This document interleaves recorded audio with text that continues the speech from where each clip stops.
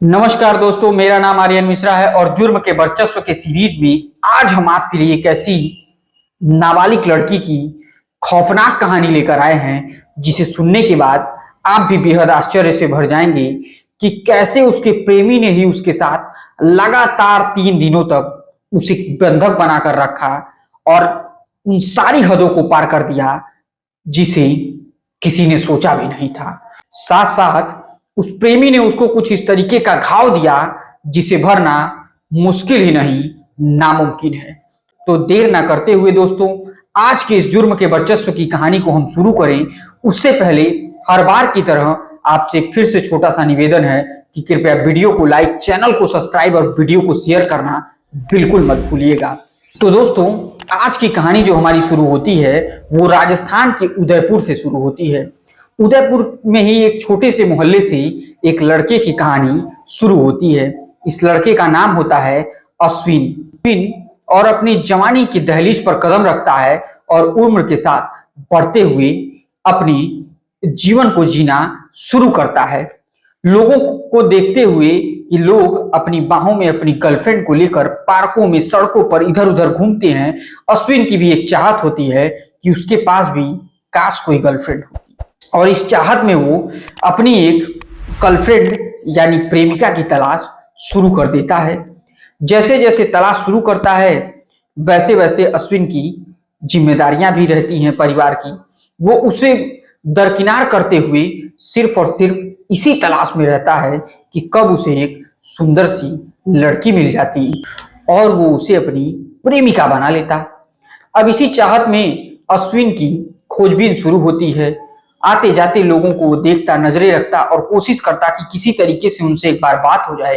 हो सकता हो वो सपनों की राजकुमारी उसकी यही लड़की हो और वो उसे भाव ना दे रहा हो।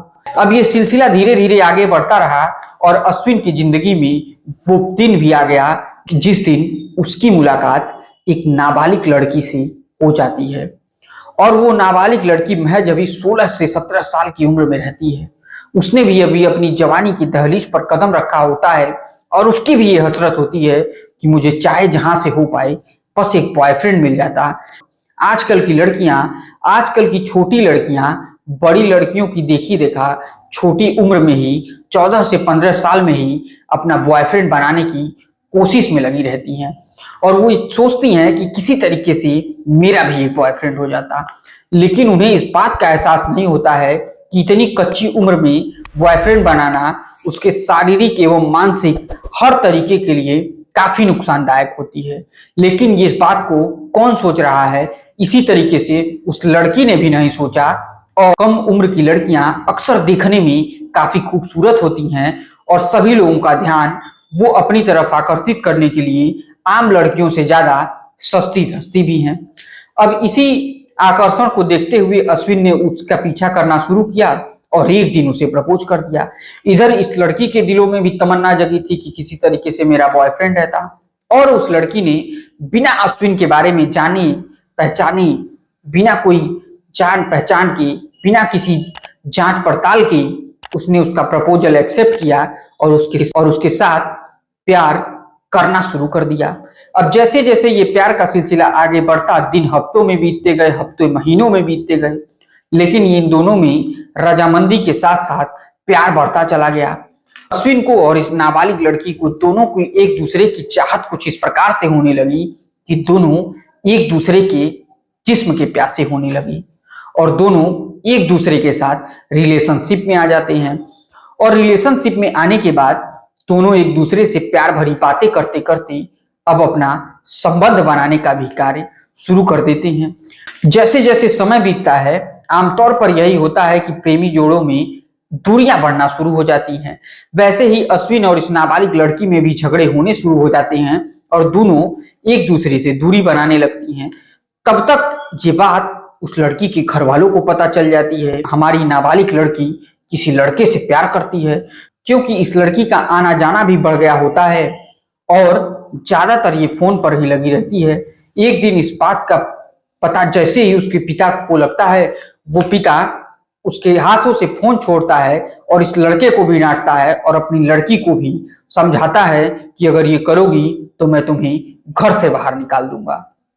अब ये सब होने के बाद दोनों के बीच दूरियां बढ़ जाती हैं। लड़की अपना सिम तोड़कर फेंक देती है और एक दूसरे से बातचीत करना बंद कर देती है। लेकिन अब उस लड़के के दिल में तो उस लड़की को लेकर फितूर चढ़ा रहता है। चूंकि नाबालिग लड़की थी, देखने में भी काफी खूबसूरत थी, इसलिए अश्विन के दिलों में ये ख्वाब जगता रहता है कि किसी तरीके से एक बार मैं उसको मना लूं और फिर उससे अपने प्यार की गाड़ी को आगे लेकर जाऊं।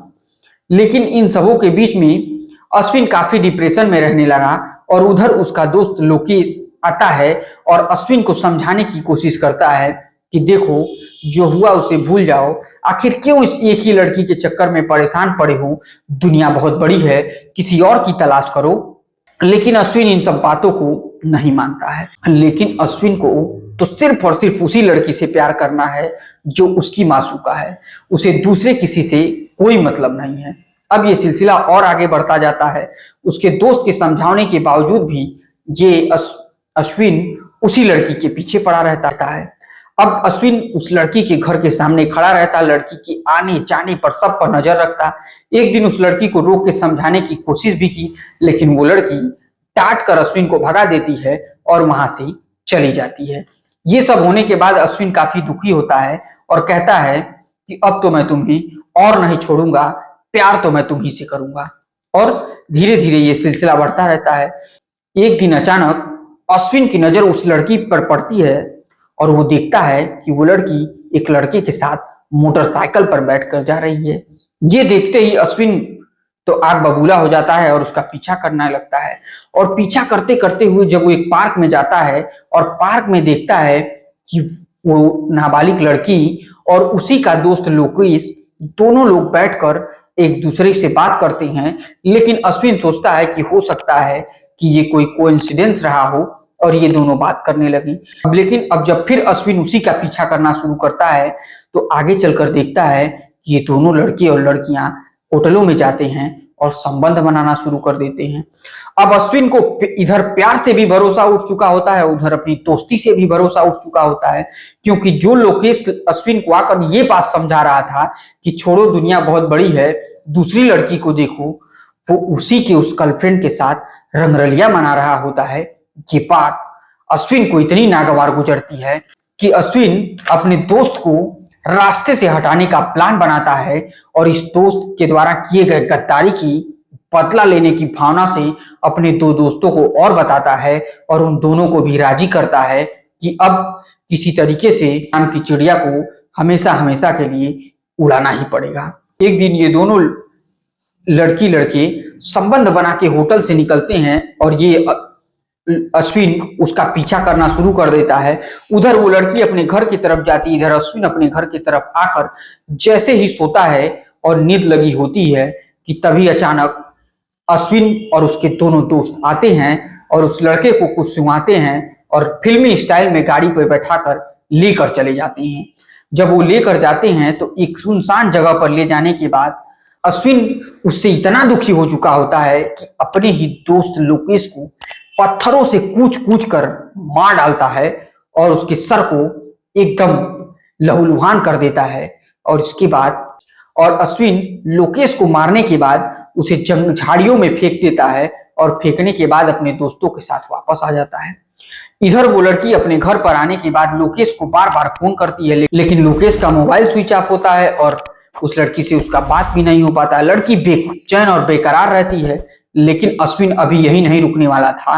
अब उसकी अगला निशाना थी ये लड़की। अब उसने इस लड़की का पीछा करना शुरू किया। जैसे ही ये लड़की एक दिन अपने घर से बाहर निकल रही होती है, वैसे ही अश्विन और उसको दोस्तों ने जिस प्रकार से लोकेश को उठाया था, वैसे ही इस लड़की को भी उठाया और एक सुनसान घर के पास ले गए। और जब उस घर के पास ले गए तो इस लड़की को पहले हाथ पैर बांध दिया जाता है। उसके बाद अश्विन इसको 2-3 तमाचे रसीद करता है और कहता है कि मैं जब तुझसे बात करता था तो तू मुझसे ये कहती थी कि मेरे घर वाले डांट रहे हैं, तू मेरे ही दोस्त लोकेश के साथ रंगरलियां मना रही है।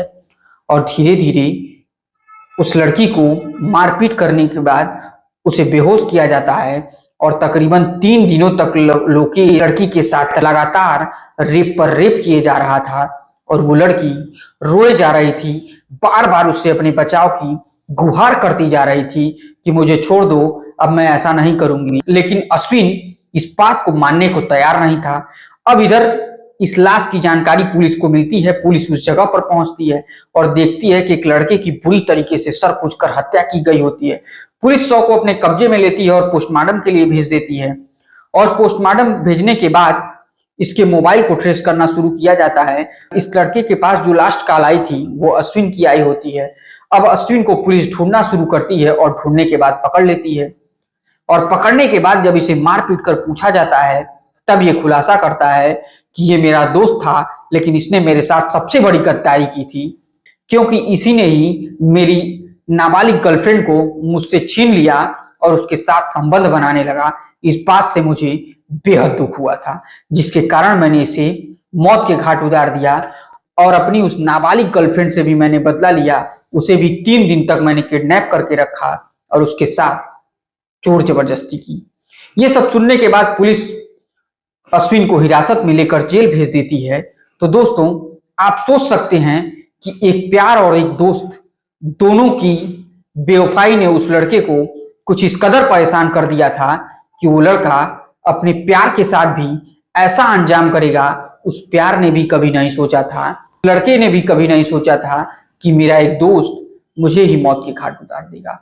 और दोस्तों, इसी के साथ जुर्म के वर्चस्व की इस कहानी को मैं समाप्त करूं उससे पहले आपसे एक छोटा सा निवेदन कि कृपया वीडियो को लाइक, चैनल को सब्सक्राइब और वीडियो को शेयर करना बिल्कुल मत भूलिएगा। तब तक के लिए मुझे दीजिए इजाजत। जय हिंद, जय भारत।